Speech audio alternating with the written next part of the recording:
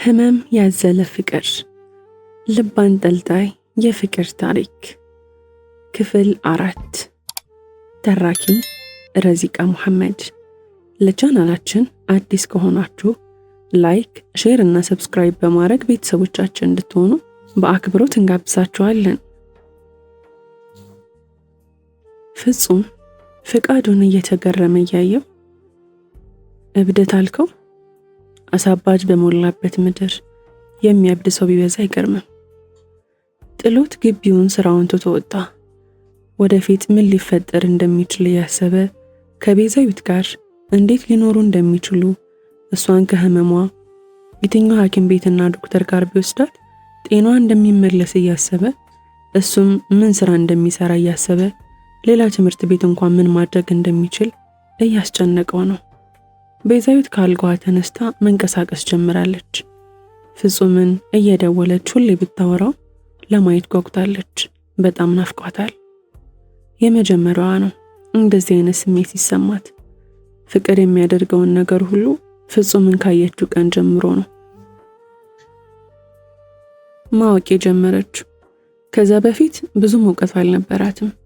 ፍጹምን ለማግኘት አስባ ከመኝታ ክፍሏ ስትወጣ አባቷ ከመምህር ፍቃዱ ጋር ሳሎን ተቀምጠው ቤዛዊት የምነግርሽ ነገር አለ አሏት።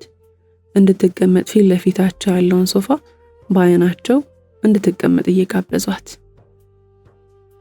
ቤዛዊት አንዴ አባቷን አንዴ ከአባቷ አጠገብ ያዘነ መስሎ የተቀመጠውን ፍቃዱን እያየች ፊት ለፊታቸው ተቀመጠች። ምን ሊሏት እንደሚችሉ እያሰበች፣ ትሰሚኛለሽ ልጄ ብለው አባቷ ቀጠሉ። ፍጹም አንቺ እንደምታስቢው ጥሩ ሰው አይደለም። ፍቃዱ አቋረጣቸው። ሚስትና ልጆቹን ትቶ ነው አንቺንም ወደድኩሽ የሚልሽ አየሽ። ቤዛዊት የሚያወሩት ነገር ግራ ስለገባትና ያልጠበቀችው ስለሆነ ከልቧ እየሰማቻቸው ነበር። ፍቃዱ ከተቀመጠበት የተነሳ ቤዛዊት አጠገብ እየተቀመጠ ከኪሱ ፎቶ አውጥቶ እንድትቀበለው ወደ እሷ እጆች ዘረጋቸው። ቤዛዊት ማየት ሳትፈልግ በተረበሸ ስሜት ውስጥ ሆና ፎቶውን ተቀበለችው። ፎቶ ቆየት ያለ መሆኑ ሲታይ ያስታውቃል። ፍጹም ነጭ ሸሚዝ በጥቁር ሱሪ ለብሶ ጥቁር ቆዳ ጫማ ተጫምቶ ፊቱ ላይ ደማቅ ፈገግታ እየተነበበ አንዲት ሕፃን ልጅ አቀፈች ጠይም ሴት አቅፏል። እሷን ፈገግ ብላ ለካሜራው ፈገግታዋን ተለግሳለች።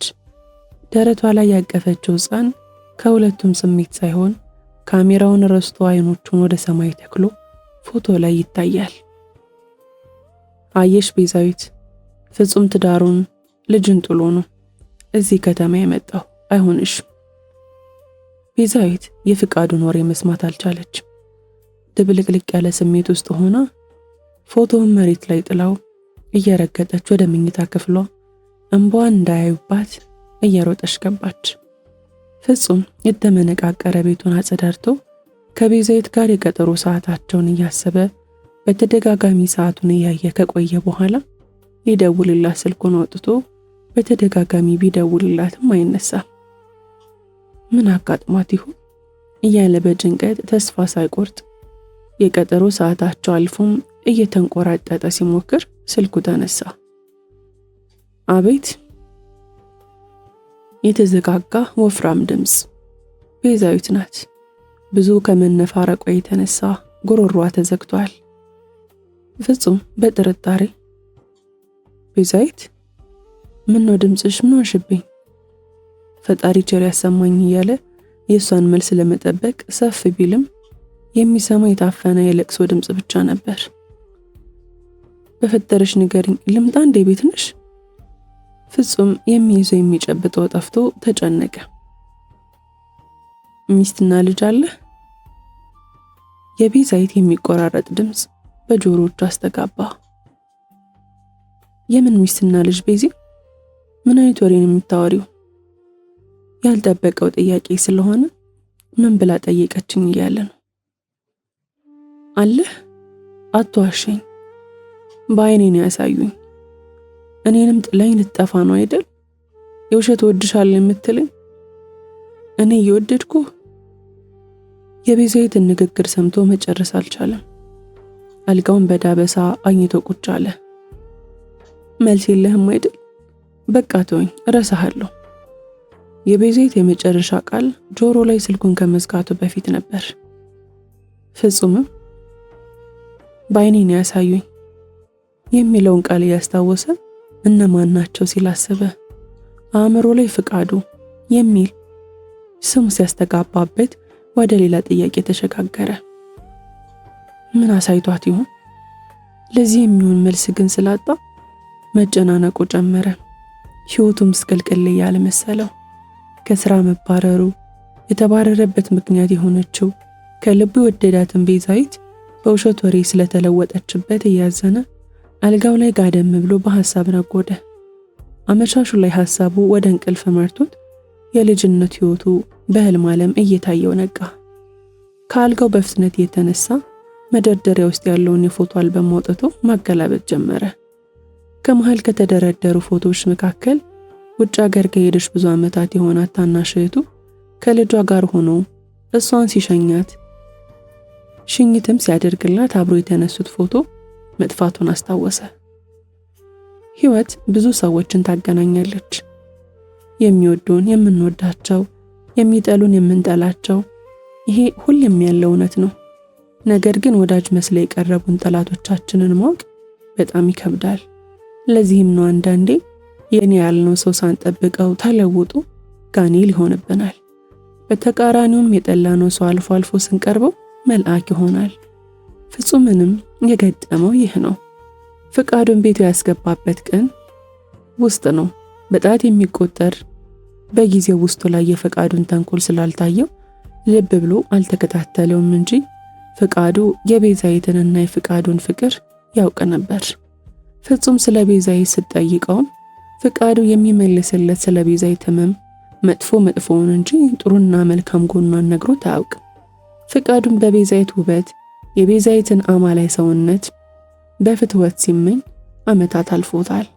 ለዚህም ነው የፍጹምን መልካም ጎን አይቶ እሱ በክፋት ተጠቅሞበት አሁን ሊለያያቸው የበቃው። ፍጹም ሌሊቱን ሲብከነከን ማድረግ ያለበትን ሲያስብ ሲጨነቅ አልፎ የማይነጋ ሌሊት የለምና ነግቶ ከአልጋ ወርዶ ለአለባበሱ ሳይጨነቅ ከላይ በተኛበት ቲሸርት ከስር የለበሰውን ሰፊ ቱታ ለብሶ ነጠላ ጫማ ተጫምቶ ወደ ቤዛዊት ቤት አመራ። ቤዛዊት ሐዘኗ እንደጉም ትንን ብሎ በተለመደው ፈገግታዋና ውበቷ ደምቃ ለትምህርት ከቤቷ ቶሎ ወጣለች። ፍጹም ቤት ደርሶ በራቸውን ለማንኳኳት አስቦ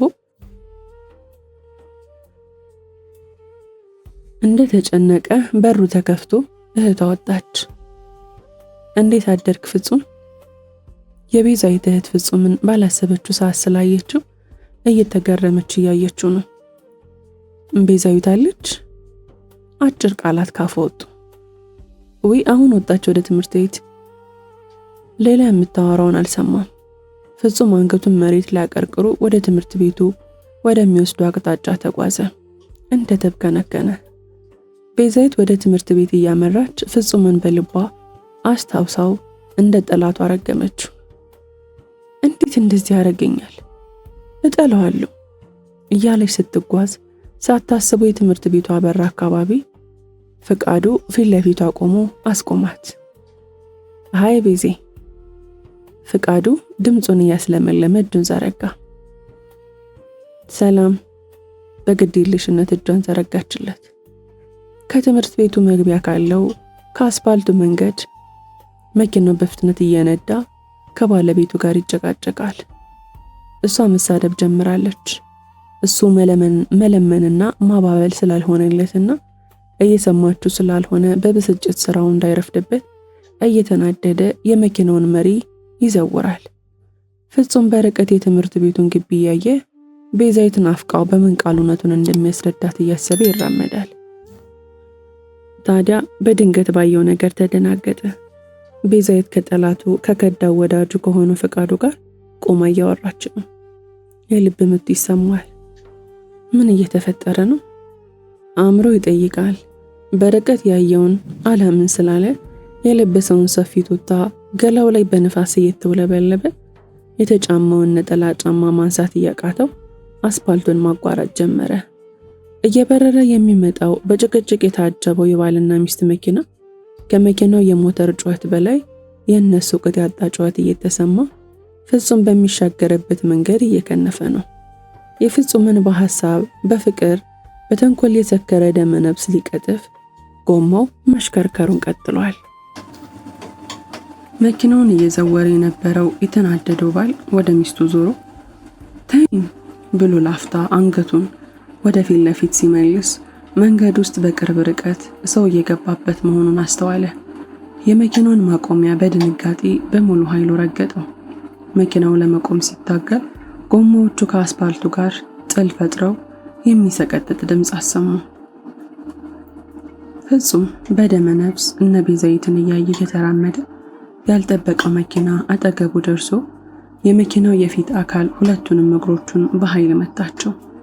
የሱንም ሙሉ አካል በግፊት ጎትቶት ከሾፌሩ ትይዩ ካለው መስታወት ጋር ሲላተም ከግንባሩ የሚፈሰው ደም የተሰነጣጠቀው የመስታወት ቅርጽ ይዘው መውረድ ጀመሩ።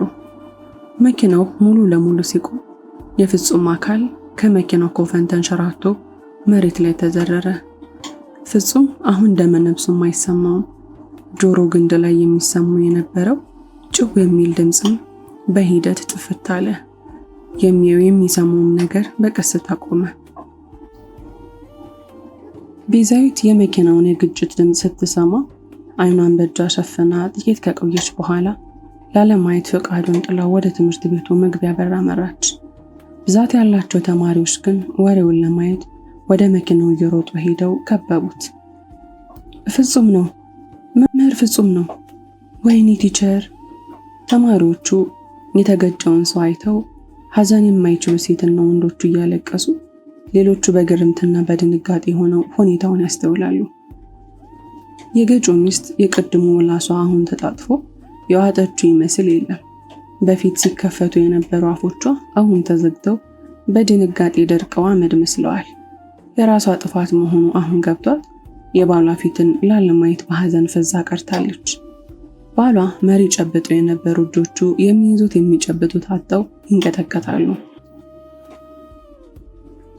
ፖሊሶቹ ደርሰው የተሰበሰበውን ሰው እየበተኑ ሹፌሩ ወደ ተዘረረው ፍጹም በቀስታ ተጠግቶ ቀኝ እጁን ወደ ቀጨው ሰው አንገት ሰደደ፣ መሞት አለመሞቱን ለማረጋገጥ። ነገር ግን ምንም ነገር መስማት አልቻለም። ተይኝ ያላት ቃል ብቻ ነው አእምሮ ላይ የሚያቃጭለው። በቆመበት ዝርግፍ ብሎ ተንበረከከ። ፊቱ ዶግ አመድ ሆኗል። የሚፈስ እንባም የለውም፣ ነገር ግን ውስጡ እየደማ ነው። ቤዛዊት የተማሪዎቹን ወሬ በርቀት እንደሰማች ፍጹም የሚለውን ባለማመን ደግማ ለማረጋገጥ ተጠጋችሁ። መምህር ፍጹም መኪና ገጭቶ ሳይሞት አይቀር። አንድ ቀጫጫ ተማሪ ያወራል። ውስን ተማሪዎች እየሰሙት ነው። ቤዛዊት ወደ ግቢው በር ራሷን እየወቀሰች ልትወጣ ስትል ቆሚ፣ መውጣት አይቻልም። የግቢው ጥበቃ ጮኸባት። አንገቷን አዙራ የደፈረሰ አይኗን አጉረጠረጠችበት። አንቺ ነሽ እንዴ? አትቆይሽ? ፈገግ እያለ ፈቀደላት። በልቡ ከበደ ጋር ምን አሳበደኝ እያለ ስለ ቤዛዊት የሚያወራውን ስለሰማ ፈርቷት አምቡላንስ ውስጥ ቆሞ የፍጹም የተዝለፈለፈ አካል ሊጭን ሲል ደረሰች። ከበው የቆሙትን ሰዎች ገፈታ አስራ እንዳታልፍ ያስቆማትን ፖሊስ በጉልበት አምልጣ የፍጹምን ፊት ለማየት ቻለች። ከግንባሩ የፈሰሰው ደም ፊቱ ላይ ደርቆ የምታየው ፍጹም ስላልመሰላት ለመንካት እጆቿን ስትዘረጋ ከአምቡላንሱ ጋር የመጡ ሰዎች ፍጹምን በተንቀሳቃሽ አልጋ እየሰቀሉት አምቡላንስ ውስጥ እየተቻኮሉ በፍጥነት ወደ ውስጥ አስገብተውት በሩን ቤዛዊት ፊት ላይ ዘግተው ወደ ሆስፒታል ከነፉ። ቤዛዊት በፍጥነት የተፈተለከውን አምቡላንስ ተከትላ ወደፊት ተንደረደረች። ፍጹም ልበሻ ያላት ረዥም ቀሚስ አላስሮጥ ስላላት ላፍታ ተናዳ ቆመች። ትክክል እያሰበች አይደለም። የፍጹም እንደዚህ መሆን ህመሟን አስነስቶባታል። ከጀርባ ያለውን የቀሚሷን ዚፕ በኃይል ገነጠለችው። ረጅም ቀሚሷ መሬት ላይ ሙሉ ለሙሉ ከላይዋ ላይ ወልቆ መሬቱ ላይ አረፈ። በለበሰችው ውስጥ ሱሪ ፍጹምን ይዞ የጠፋውን መኪና መከተል እያሰበች መሀል አስፓልቱን ይዞ መሮጥ ጀመረች። በአፏ የማይሰሙ ፍጹም የሚል ረጅም መነባነብ እያነበበች ብዙ መንገድ ከሮጠች በኋላ ያልተከተለችው የአምቡላንስ አቅጣጫ ጠፋባት። የመኪኖቹ የጥሩምባ ድምፅ አቃወሳት። የሁሉም ኃላፊ አግዳሚ አይን ገላዋ ላይ ይነዋለላል፣ በትዝብት ያወራል። አበደች ስታሳዝን፣ አዛኝ የመሰለ አሳባጅ ሰው ያወራል። ቤዛዊት የፍጹም ደም እረፍት ነሳት። ሁለቱን እጆቿን ጆሮዎቿ ላይ ጭናቸው በነፃነት መሃል መንገድ ላይ መጮህ ጀመረች። ቤዛዊት ከስር እርቃኗን ከላይ በለበሰችው ሹራብ ቆማ እግሯን ነፋስ እንዲያገኘው የላይኛው አካሏ ወበቅ ስለለቀቀበት ሹራቧንም አሽቀንጥራ ወረወረችው። አሁን ስለሚያዩት አይኖቿ አትጨነቅም። የሚጮሁት የመኪና ጥሩምባዎችም ለጆሮዋ ትርጉም የላቸውም። ያለችበት አይታወቃትም። ሐሳቧ ወሰድ መለስ ይላል። ለአፍታ በደም የተጨማለቀው ፍጹም ወዲያው የገጨው ሹፌር ፊት ይመላለሱበታል። ነገር ግን ውሳኔዋ ራሱ ለራሷ አይገባትም። ሞተ? ድምጿን ከፍ አድርጋ ለራሷ ጠየቀች። ወደ ሰማይ አንገቷን ቀና አድርጋ እያየች አይኖቿ እንባ እያቀረሩ እኔን ጥሎ እሬትም አባቱ ጥሎኛ አይሄድም? ወደ ከበቧት መኪኖች እያየች ጥሎኛ አይሄድም ብላ ስታስብ የፍጹም ፊት ለአፍታ በሐሳቧ ታያትና ከት ብላ መሳቅ ጀመረች። ወዲያው ሳቋን አቋርጣ ፈጠን እያለች ከመሃል መንገዱ ወጣ ወደ ዳር ወጣች። ጥግ ጥጉን በአይኗ ማሰስ ጀመረች። ምን እንደምትፈልግ ባታውቅ ከመንገዱ ጠርዝ ከወደቁ ወረቀቶች ልጣጮች መሃል ክብ የሚመስል ድንጋይ ላይ አረፈ። ሰው እንዳያት ይመስል ዙሪያዋን ገልመጥ እያደረገች ድንጋዩን በቀኝ እጇ አነሳችው። ልክ ድንጋዩን እንደያዘች የልብ ልብ ተሰማት። ፍጹምን የገጨው ሾፌር ትዝ ስላላት ወደ ተገጨበት ቦታ ድንጋዩን ደረቷ ላይ አስደግፋ ይዛው ብቻዋን የማይሰሙ የማይገቡ ቃላቶችን እያወራች መራመዷን ቀጠለች። ከሰዓታት በኋላ ፍጹም አይኑን እንደገለጠ ራሱን ብዙ አልጋ ላይ ከተኙ ሰዎች ጋር እሱም ለብቻው አልጋ ላይ ተኝቶ ነበር። ግንባሩን ስላሳከከው ለማከክ እጁን ሲሰድ የተለጠፈበትን የቁስል ፕላስተር ነካ። ሊፈነዳ የሚደርስ የራስ ምታትና የሰውነቱ አቅም ሁሉ ሙጥጥ ብሎ ያለቀ የሚመስል ድካም ተጫጫ ነው። ኃይለኛ ውሃ ጥም ስለተሰማው ምራቁን ለመዋጥ ታገለ። ለመንቀሳቀስ ቢሞክርም የቻለው ከወገቡ በእጁ ድጋፍ እንደምንም ታግሎ አልጋው ላይ ባለበት መቀመጥ እንጂ እግሩን ማንቀሳቀስ አልቻለም። እግሩን ለማየት ሞከረ። ቀኝ እግሩ በነጭ ፋሻ ተጠቅልሏል። ውሃ የሚያስበው እሱን ብቻ ነው። አቅራቢው የተኙ የታመሙ ሰዎች ይታዩታል። በርቀት የሚያስታመሙ ሰዎችን አይቶ በደከመ ድምፅ ቢጣራም የሚሰማውና ልብ ብሎ የሚያየው ስላጣ ተደላድሎ ተቀምጦ እንዴት ለዚህ ደረጃ ሊደርስ እንደቻለ ማሰብ ጀመረ። ከልቡ ያልጠፋችው ቤዛዊትም ትዝ እያለችው ማስታወስ የቻለው መንገድ ሊያቋርጥ ሲል መኪናው ሲመታ ብቻ ነው። መሞት ለካ ሁሉም መርሳት ነው አለ በልቡ። ከህመሙ በላይ ቤዛዊትን የተፈጠረውን ሁሉ ውሸት መሆኑን አስረድቷት አምናው ሲታረቁ እያሰበ ደስ እያለው የሆስፒታሉን ጣሪያ በአይኑ እያየ በልቡ ግን ወደ ሰማይ እያየ በመትረፉ ተመስገን አምላኬ ሲል አምላኩን አመሰገነ። ቤዛዊት መራመዷን ቀጥላለች። ያሰበችውን ቦታ ፍጹም የተገጨበትን የትምህርት ቤቷን አካባቢ ብትፈልገው ግን መጓዟን አላቆመችም። ስለ ፍጹም መሞት በራሷ ሐሳብ ደምድማ ሲላትም በህይወት አለ እያለች ከአእምሮዋ ጋር ሙግት ገጥማ ራሷው ጠይቃ ራሷ እየመለሰች የማያልቀውን መንገድ ሲላት አውራ መንገዱን ሲያሻት ተሻግራ ውስጥ ለውስጥ መንገዶች ውስጥ የምትፈልገውን ባታቅም በአይኗ የሆነ ነገር እየፈለገች በእግሯ መጓዟን ቀጥላለች። በርቀት የትምህርት ቤት መግቢያ በር አናት ላይ ግማሽ ጨረቃ የሚመስል የትምህርት ቤቱ ስም የተጻፈበት ታፔላውን ስታይ ተስባ ቆመች።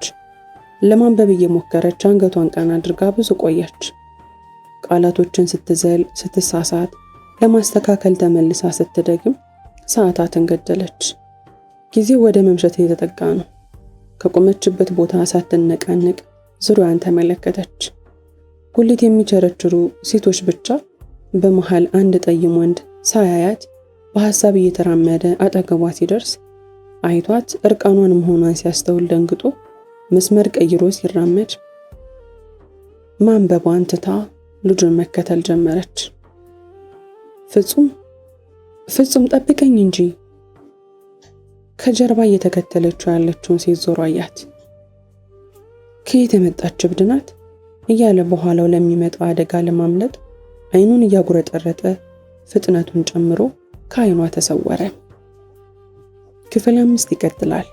ታሪኩን ከወደዳችሁት ላይክ፣ ሼር፣ ሰብስክራይብ ማድረጋችሁን እንዳትረሱ።